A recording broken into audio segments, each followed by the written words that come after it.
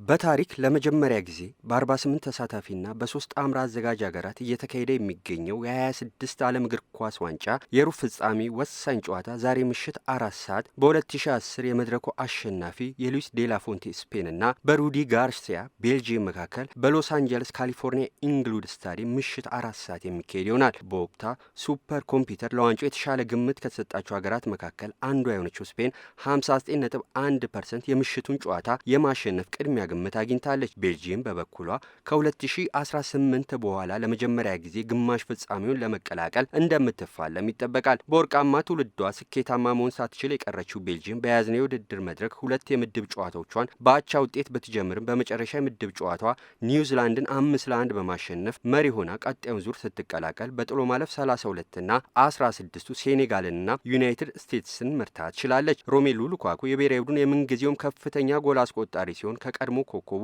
ማርክ ቪልሞት 2002 በመቀጠል በዓለም ዋንጫው 3 ተከታታይ ጨዋታዎች ኳስና መረብን በማገናኘት የመጀመሪያው ተጫዋች ሆኗል። ግዙፉ አጥቂ በምርጥ ብቃቱ ላይ ቢገኝም በምሽቱ ፍልሚያ በቋሚ አሰላለፍ ውስጥ ገብቶ ይጀምራል ተብሎ አይጠበቅም። በዘንድሮ ዓለም ዋንጫ ያስቆጠራቸው 3ቱም ጎሎች ከተጠባባቂ ወንበር እየተነሳ ሲሆን ከሮጀር ሚላ 1994 በመቀጠል በዚህ በኩልም ባለ ሪከርድ መሆን ችሏል። ስፔን በበኩሏ በአይቤሪያን ደርቢ ባሳለፍነው ሰኞ ዳላስ ላይ የክርስቲያኖ ሮናልዶን ፖርቱጋል በባከነ ደቂቃ በአርሰናሉ የአማካይ ስፍራ ተጫዋች ሚካኤል ሜሪኖ ብቸኛ ጎል በማሸነፍ ሩብ ፍጻሜውን መቀላቀል ችላለች። ላሮዎቹ በያዝነው የውድድር መድረክ ባደረጓቸው 5ቱም ጨዋታዎች ለ10 ሰዓት ከ9 ደቂቃ መረባቸውን አላስደፈሩም። ላሚን ያማል ለመጨረሻ ጊዜ የዓለም ዋንጫውን ስፔን በ2010 ስታነሳ የ3 ዓመት ህፃን ልጅ የነበረ ሲሆን በያዝነው የውድድር መድረክ በ18 ዓመቱ የቡድኑ ወሳኙ ተጫዋች ነው። የባርሴሎና የክንፍ ተጫዋች በዘንድሮ መድረክ 17 ድሪብሎችን ያደረገ ሲሆን በታዳጊነት እድሜው እዚህ ቁጥር ላይ በመድረስ ከ1966